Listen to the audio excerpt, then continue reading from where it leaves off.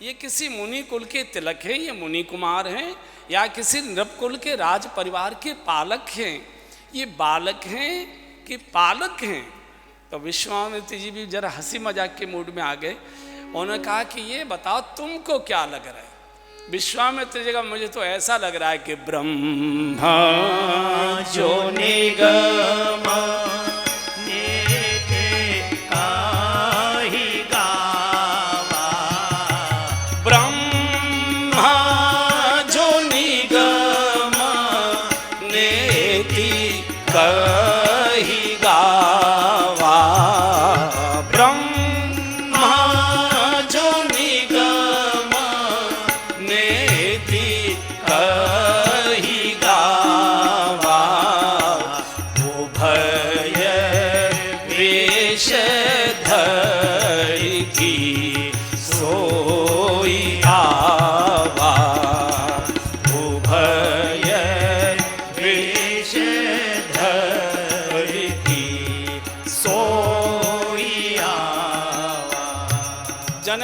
ईश्वर, मुझे तो ऐसा लगता है कि वेद जिनको न इति न इति करके बोलते हैं, गाते हैं, व्याख्याएं करते हैं, वही ब्रह्म न इति ब्रह्म ये दो रूप धारण करके आ गया।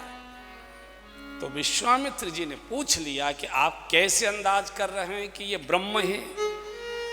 तो कहा ऋषिवर, किसी मनुष्य को देखकर मेरे कभी आंसू नहीं आते, मेरा कभी हृदय उमड़ता नहीं है, मेरे कभी आंसू, किसी की मौत पर मेरे आंसू नहीं आते। मैं तो विदेह हूं, मैं तो इन सब चीजों से ऊपर हूं, लेकिन इन्हीं बिलोकत अति अनुरागा, इन्हीं बिलोकत अति अनुरागा, पर बस ब्रह्म सुख ही मनु त्यागा,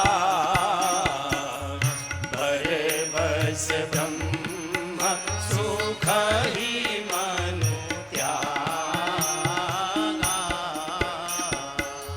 सहज विराग रूप मनु मोरा,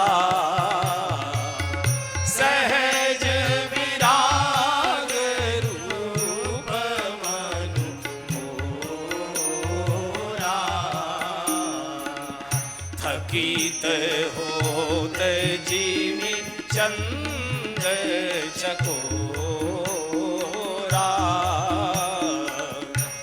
गीत होत जीवी चंद चकोरा। अरे मेरा हृदय मर रहा है, भाव के आंसू गिर रहे हैं मेरी आंखों से, वाणी नहीं आ पा रही है, मेरी टकटकी बंद नहीं रही है, रुक नहीं रही है, नहीं बिलोक अनुराग उमड़ रहा है। और मैंने शास्त्र में पढ़ा है कि मिलहि न रघुपति बिनु अनुरागा, मिलहि न रघुपति बिनु अनुरागा, मिलहि न रघुपति बिनु अनुरागा, मिलहि न रघुपति बिनु अनुरागा, किए जोग जप तप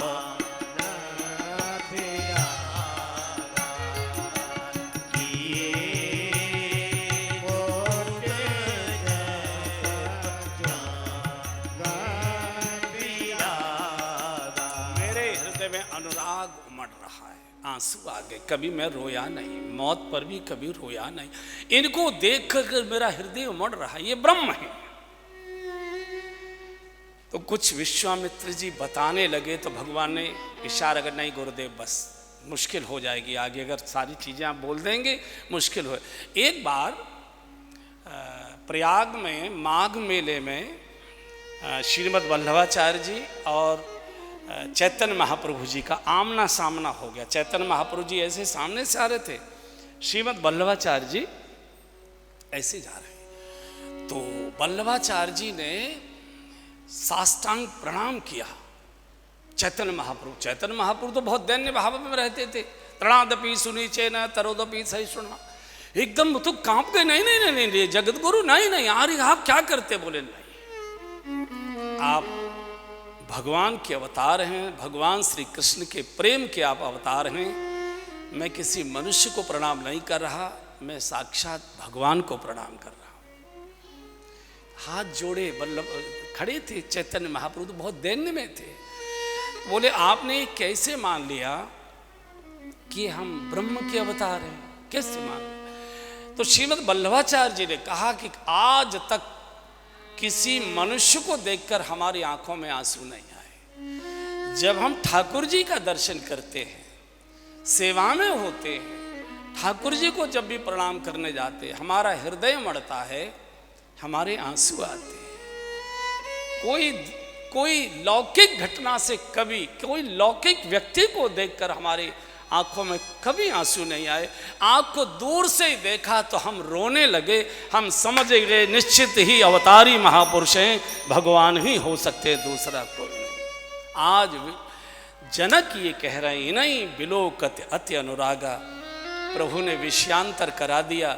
ये दो दशरथ के ढोठा, ये महाराज दशरथ जी के दोनों पुत्र हैं, ये उनका बड़ा बेटा राम है, ये इनका छोटा भाई लखन है, मेरे यज्ञ की रक्षा करने आए थे, तो मेरा एक यज्ञ तो पूरा करा दिया इन्होंने। मैंने सोचा तुम्हारा भी एक यज्ञ अधूरा पड़ा है, धनुष यज्ञ, तो मैंने कहा उसको भी दर्शन कराता चलूं, तो हम लोग इनको लेकर यहाँ। जनक जी ने कहा ईश्वर आप तो साधु हैं, आपको तो वन में रहने का, भूमि शयन करने का, कुश के आसन पर विश्राम करने का, कंदमूल फल खाने का अभ्यास है, तो बहुत लाड़ प्यार से पले हैं, राज परिवार के सुखों में रहे हैं, ये कहाँ भूमि शयन करेंगे, कैसे यहाँ रह पाएंगे?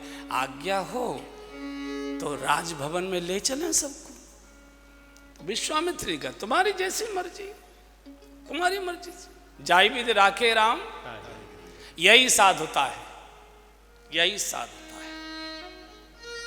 साधु कहते हैं जो सध गया, साधक कहते हैं जो सधने का प्रयत्न कर रहा है, सिद्ध कहते हैं जो दूसरे को साध रहा है, साध सकता है, तेरी उसकी क्षमता है।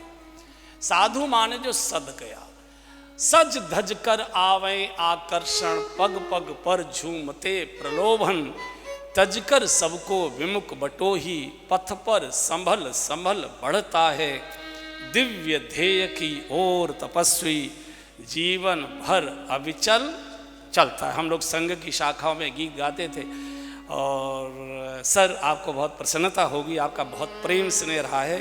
ये गीत आदरणीय कल्याण सिंह जी ने लिखा था, दिव्य ध्येय की ओर तपस्वी, जीवन भर अविचल चलता है। ये बहुत प्रसिद्ध गीत हुआ, ये उनकी कलम से उन्होंने ही लिखा था। ये गीत मुझे बहुत प्यारा लगता है, हम लोग कभी कभी गाते भी। तो साधु का अर्थ है जो हर परिस्थिति में, वो है ना महात्माओं की कहना कि घी गुड़ घना, क्या है घी गुड़ घना या मुट्ठी भर चना, या उसको भी मना। तो बोले हम पर तो कोई अंतर नहीं पड़ता है, चलो चलते हैं। आ गए, जो सध गया वही साधु है, जिसको कोई संसार का आकर्षण आकर्षित नहीं करता। रहता वो भोगों में, वैभव में है, लेकिन कोई वैभव उसको स्पर्श नहीं कर पा रहा है कोई। और साधु कहते किसे हैं? सद गया ये तो ठीक है, जो व्यक्ति से, ध्यान से सुनिए, जो व्यक्ति से, वस्तु से और विषय से प्रभावित नहीं रहता वही साधु है। जो व्यक्ति से, वस्तु से और विषय से अप्रभावित रहता है, व्यक्ति में ही रहेगा, विषयों में ही रहेगा, भोगों में ही रहेगा, लेकिन उनसे अप्रभावित रहेगा, अस्पर्श रहेगा, अस्पर्श रहेगा, वही साधु है। संसारी वो है जो वस्तु, व्यक्ति और विषयों में डूबा है। और कोई दूसरी परिभाषा मेरी समझ में गृहस्थी, संसारी और विरक्ति की नहीं आई। साधु अगर झोंपड़ी में है और वस्तु में उलझा है, व्यक्तियों की खुशामद में लगा है और विषयों में डूबा है, तो झोंपड़ी में भी उसको कोई साधुता का सुख नहीं मिलेगा। और महलों में रहने वाला गृहस्थी अगर व्यक्ति, वस्तु और विषय से ऊपर उठ चुका है, वो भी किसी साधु से कम नहीं है। तो विश्वामित्र जी का भी चलो, हमको तो कोई बहुत अंतर नहीं पड़ता है, हमको तो कोई बहुत तरह है। दूसरा, साधु की एक लक्षण और है, जो कल की चिंता नहीं करता, वही साधु है। आज जो है वो आज का आनंद ले रहा है, जो कल की चिंता नहीं करता वही साधु है। जो कल की चिंता में बचा के रखता है वही संसारी है। वेश उसका कोई भी हो सकता है, वेश उसका कोई भी हो सकता है, उस पर मैं नहीं जाऊंगा। इसलिए साधु और संत का यही अंतर है। साधु, संत एक स्वभाव है, हर परिस्थिति में सधा हुआ, ये संत है। साधु स्वभाव भी है और स्वरूप भी है। स्वरूप से ही वो साधु होता है। स्वरूप शरीर का श्रृंगार नहीं है, स्वरूप उसका साधुता का, साधुता को टिकाए रखने के लिए साधन है। साधु के शरीर पर अगर साधु के अंग हैं, माथे पर साधु का तिलक है, गले में कंठी है, उसकी परंपरा का जो वेश पहना है, तो उसको मर्यादा का पालन ये वेश कराता है, उसकी साधुता को सुरक्षित रखता है। उसकी ये बाढ़ है, बाढ़, इसमें किसी विकार वासना को घुसने नहीं देता। इसलिए आपने देखा साधु वेश पहने अगर कोई गलत व्यवहार करता है, यार इस वेश को काहे को ले जा रहे हो, लोग बोलते हैं ना। तो जो कुछ साधु का वेश है, ये साधु का वेश पेट भरने के लिए नहीं है, ये साधु का वेश साधुता को स्वच्छ रखने के लिए, प्रामाणिक रखने के लिए। तो जो जिस परिस्थिति में प्रसन्न है, मैं एक फकीर की कहानी सुन रहा था, कि उसका रोज नियम था, हे प्रभु, जो हम कराते, हे प्रभु आपकी अपार कृपा, वो यही कहता था सोते समय, हे प्रभु तेरी बड़ी कृपा है, जो मेरी आवश्यकता होती है वही तू पूरी कर देता है, मैं कैसे तुझे धन्यवाद दूँ, प्रणाम करता हूँ। एक बार कहीं राजस्थान की यात्रा पर चले। अब राजस्थान के रास्ते रेतीले, पानी नहीं, भोजन नहीं, गांव दूर दूर, बड़ी मुश्किल। एक दिन निकला, 2 दिन निकला, 3 दिन भूखे प्यासे। रात्रि को एक गांव में टिकने की बात सोची, तो वहाँ के गांव, नहीं यहाँ कोई नहीं, आगे जाओ आगे जाओ आगे जाओ। आगे एक पीपल का पेड़ था, राजस्थान में पीपल के पेड़ बहुत हैं, तो वहाँ टिक गए वो रात्रि को। आज चेलों ने, हमारे जैसे थे चटोरे, तो उन्होंने देखा आज महाराज जी का देखते हैं कि आज क्या करते हैं। तो आज क्या बोल, 3 दिन हो गए बिना खाए पिए, तो बस वही माथा टेका और वो सा, हे प्रभु तेरी बड़ी कृपा है, जो मेरी आवश्यकता होती है तू तुरंत पूरी करता है, बड़ी तेरी कृपा, बस मैं प्रणाम हूँ। साधु को चिल्ला पड़े, अरे बाबा बहुत हो गया, 3 दिन से रोटी का टुकड़ा नहीं देखा, गांव में कोई टिकने नहीं दे रहा है, कौन सी तुम्हारी आवश्यकता पूरी करता है। साधु ने कहा, मूर्खो, मेरी यही आवश्यकता थी कि 3 दिन तक रोटी न मिले, कोई सम्मान न दे, कहीं टिकने को जगह न मिले, इसके बाद भी मैं तुझे नमस्कार कर सकूं, धन्यवाद दे सकूं, ऐसी मेरी मनस्थिति बनाना है। सुख में सुमिरन सब करें। साधु क्या कहता है, जहां ले चलोगे वही मैं रहूंगा, जहां ले चलोगे वही मैं चलूंगा।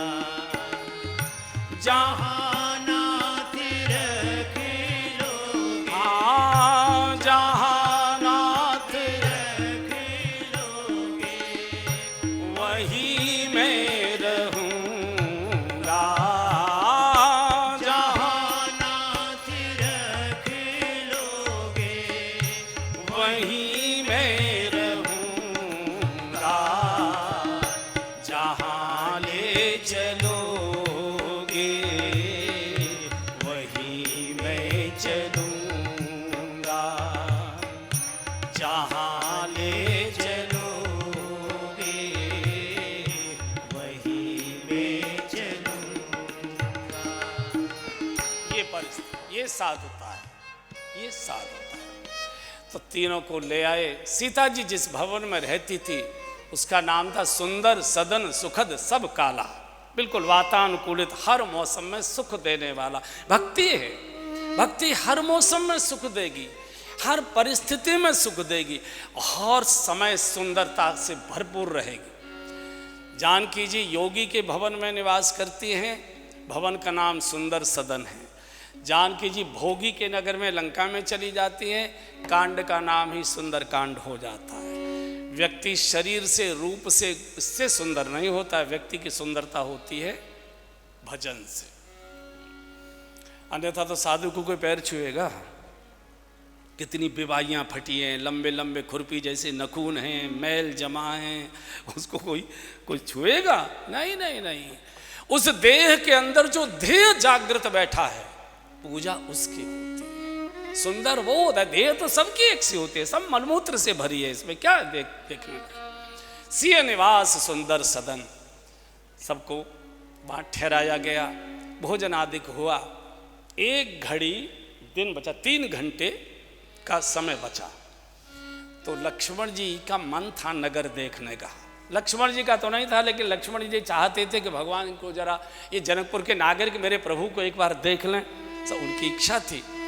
तो भगवान ने कहा कि गुरुदेव लखन तो थोड़ा संकोची है, इसको नगर दर्शन की बड़ी इच्छा हो रही है,